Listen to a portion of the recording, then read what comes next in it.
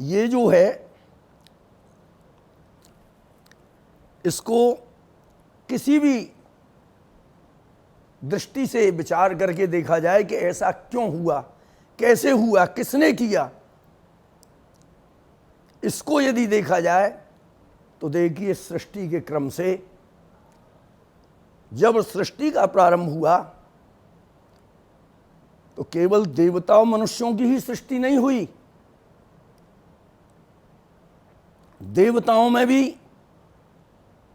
एक जाति के ही सब देवता नहीं ने भिन्न भिन्न जाति की हैं।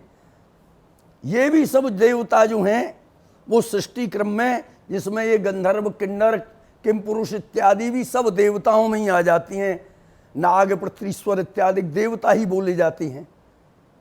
मनुष्य हैं, मनुष्यों में भी कई ये नहीं है कि कोई सभी ब्राह्मण हो, ब्राह्मण क्षत्रिय वैश्य शूद्र चारों ही वर्ण के जीव होते हैं और उनसे भी बिल्कुल सभी संस्कारों से हीन भ्रष्ट जो हैं उनको कहा जाता है यवन म्लेच्छ, वो भी होती हैं। ये सब मनुष्यों में हैं। इसी प्रकार आसुरी शक्ति में असुर, दैत्य, दानव और राक्षस, ये तो चार प्रमुख हैं।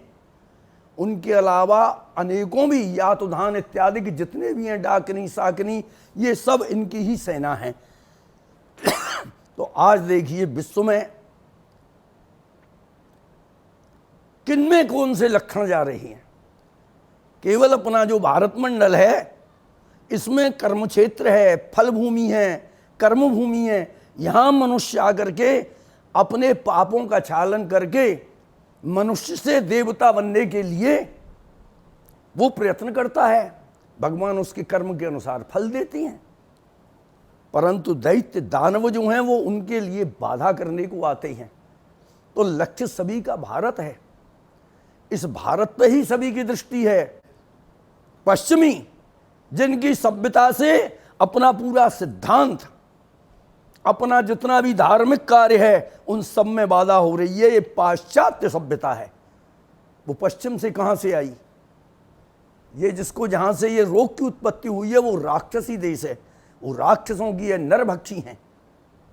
उन सभी के लिए ताकत मिल रही है, परंतु ये भारत भूमि है,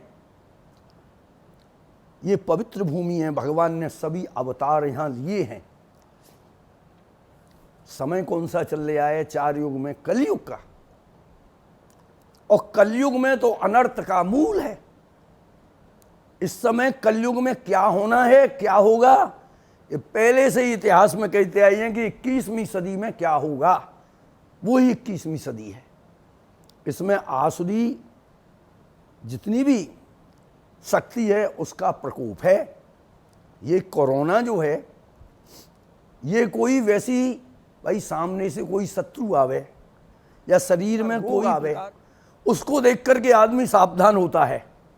भाई सावधान हो जाओ, ऐसे रोग की उत्पत्ति हो रही है, ये सामने से शत्रु आ रहा है तो उसकी तो सावधानी कर सकता है, परंतु ये ऐसा रोग है कि ये केवल मरणांत ही करता है और इसमें कोई भी बचाव नहीं। क्योंकि आज तक 6 महीने हो गए, भारत में तो ये अभी फरवरी से चालू हुआ है, चल तो ये दिसंबर से रहा है उत्पात।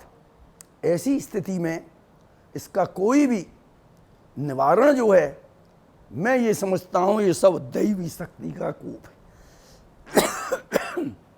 3 प्रकार के ताप जो हैं, आध्यात्मिक, आधि दैविक, आधि भौतिक, इन तीनों तापों से पूरे विश्व की जनता पीड़ित है। उनका विनाश तो केवल भगवान का स्मरण ही कराता है। और तो ये सब निमित्त हैं, उपचार।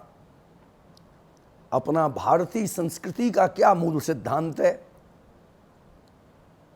उसमें बतलाया गया है कि अनर्थ के मूल जो हैं ये सब कलयुग के धर्म लक्षण हैं। कलयुग का दमन परीक्षित राजा ने करके उसके लिए 4 स्थान दिए थे। जहां भी जाना है, मेरे भारत भूमि पवित्र भूमि को छोड़ दे, तुझको जाना है जहां जुआ हो रहा हो वहां जा, जहां मदरा पान हो वहां जा, बेश्याओं का जवाब हो वहां जा, या जहाँ हिंसा हो जीवों की, उनकी जहाँ योजना बन रही हो उस स्थान पर जाए, हिंसक स्थानों पर। परंतु इस भारत भूमि को छोड़ दे, ये कर्म भूमि है। कलयुग के लिए दमन किया था परीक्षित राजा ने। अपन तो विश्वास आस्था मानने वाले सनातन धर्मी हैं, उसी सिद्धांत को लेकर के सोचिए। उसकी संतुष्टि नहीं हुई तो अनर्थ 16 अनर्थों का मूल उसके लिए स्वर्ण दे दिया। देखिए भारत से ज्यादा स्वर्ण कहाँ है? जहाँ स्वर्ण की उपज है वहाँ एक कलयुग का पूर्ण जमाव है। आज ये कलयुगी शक्ति ने ही प्रकोप किया है, और ये ऐसे रूप में आया है जैसे कि कोई भूत प्रेत आता है ना, मालूम नहीं पड़ता है कि किसी पे कोई भूत आ रहा है, प्रेत आ रहा है। वो तो उसमें जब आवेश हो जाता है तो लक्षण दिखते हैं। इसी प्रकार ये कोरोना रोग है। हम तुम पवित्र देश में रहने वाले, पवित्र आचरण करने वाले हैं, शुद्ध शाकाहारी हैं, शुद्ध भोजन करने वाले हैं, संसर्ग से बचते हैं, इसलिए ही अपने कर्मों का फल उत्तम प्राप्त करके इस भारत भूमि में जन्म लेते हैं, जिसमें जन्म लेने को देवता भी तरसते हैं। क्योंकि यहाँ सत्संग मिलता है, यहाँ दर्शन मिलते हैं, यहाँ गौ ब्राह्मणों का पूजन होता है, भोजन कराया जाता है, मान्यता है, तीर्थों की मान्यता है। आज हम इसमें देख रही हैं न तो कहीं कोई देवता के दर्शन हो रही हैं, सब मंदिर बंद हैं। गायों को पकड़ पकड़ करके अत्याचारी ले जा रही हैं। कौन है वो? पता नहीं। कलयुग का प्रवेश है उनमें। ब्राह्मणों को मारे जा रही हैं, संतों को मारे जा रहे हैं। आज भी सुना है महाराष्ट्र में संतों की कत्ल कर दी। ये सब क्या हो रहा है? ये सब समय की चाल, ये कलयुग का नग्न नृत्य है। बंधुओं, इस विषय में हम शासन और प्रशासन की प्रशंसा भी करते हैं और उनको सचेत भी करते हैं कि गौ ब्राह्मण साधु संत देवता तीर्थों के लिए कम से कम इनके लिए सुरक्षित रखने का प्रयत्न करें। शराबों की दुकानें खुल रही हैं, दुनिया के धंधे हो रहे हैं, बिजनेस व्यापार खुल रहा है। मंदिरों को खोलने की कोई बात नहीं है। गायों को क्यों पकड़ी जा रही हैं? गायों के लिए गोचर भूमि बनाएं।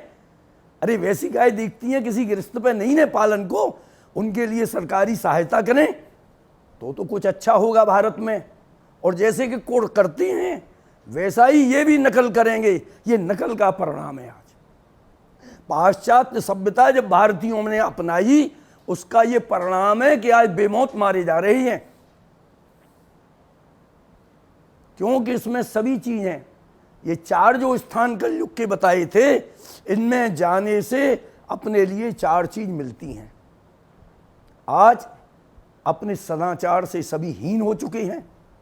सदाचार से हीन होना ही अनाचार है।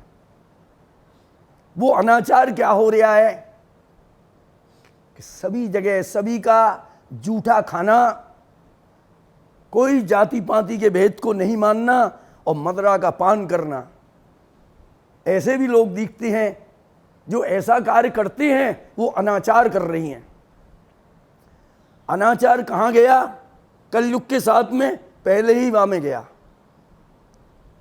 मदरापान के स्थान पर अनाचार।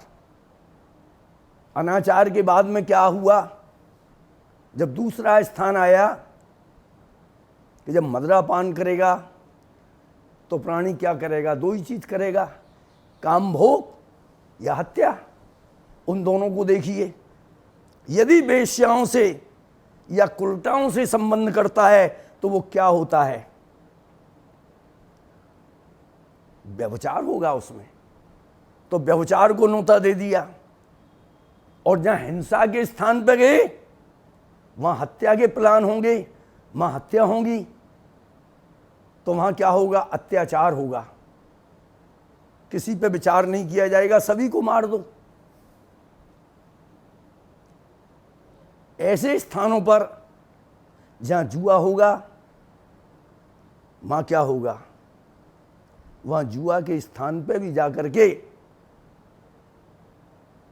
अत्याचार होगा, भ्रष्टाचार होगा। और सोने में जो तुलने वाली हैं उनके लिए सब चीज मिलेंगी। उनके साथ में उनको पता नहीं है 16 अनर्थ जो लगे हुए हैं वो पहले आकर के मस्तक पे बैठ जाएंगे। तो जानबूझ करके संसर्ग से दूषित होकर के इस रोग के लिए यहाँ भारत भूमि में फैलाया गया है। न मुसलमानों से संपर्क करते, न ऐसे विदेशियों से संपर्क करते तो भारत भूमि इसमें बिल्कुल सुरक्षित निकल करके जाती। आज लाखों की संख्या में यहाँ भी जैसी दुनिया में संख्या गिनी जा रही है वो यहाँ गिनी जा रही है। इन सब बातों को देख करके इन शास्त्रियों की जो मर्यादा हैं उन पर विचार करने से यही निश्चय निकलता है। आज क्यों उन बातों को अपना रहे हैं? बार बार हाथ धोइए, कपड़े धोइए, सबसे इतनी दूर रहिए। इन बातों के लिए जो महात्माओं ने आचरण किया था, जो संत प्रवचनों में इस बात को कहते थे, उसकी ठल्ली उड़ाई जाती थी। उसमें कोई कथा सुनने से भी, महफिलें कथा हो रही हैं केवल, उनमें से सार नहीं, केवल नाटक नौटंकी की नृत्य कला की कथाएं हो रही हैं। उपदेशात्मक मर्म की कथा कहीं भी नहीं हो रही हैं। ऐसी कथा कहने से क्या तात्पर्य जिससे किसी सुनने वाले पे कोई असर नहीं पड़े? उनको तो कलयुग की कथा सुनानी चाहिए। ऐसा करने से ऐसा होगा, भगवान ने ऐसा किया उसका चिंतन करो, उनने किया उसको करने को जाओगे तो मारे जाओगे। ये सब बात जो हैं यही इसमें बात बतला रही हैं कि ये जितने भी अनर्थ हैं, अत्याचार, अनाचार, भ्रष्टाचार, इन सब से यदि बचना है तो सबसे दूरी बनाओ। खान पान का संसर्ग मत करो। किसी से स्पर्श हो जाए तो पहले लोग कहीं बाजार से आते थे, कहीं से आते थे, कपड़े धोते थे। कहीं किसी को वहम हो जाता था कि कहीं पैर गलत जगह पे पड़ गया हमारा, जूता तक को धोते थे। आज क्यों धुलवा रही हैं? स्कूल में बच्चों के जूताओं का भी टेस्ट हो रहा है, उनको धुलवा रही हैं। कहते हैं इसमें घुस जाएगा कोरोना। आज जो ये छुआछूत का भूत उनको लगा है तो उनको मालूम पड़ रहा है कि भारतीय सिद्धांत संस्कृति क्या है। इसलिए भारत के रहने वाले सभी बंधुओं से यही कहना है कि अपने देश की संस्कृति को संभाल करके रखें, उसका पालन करें।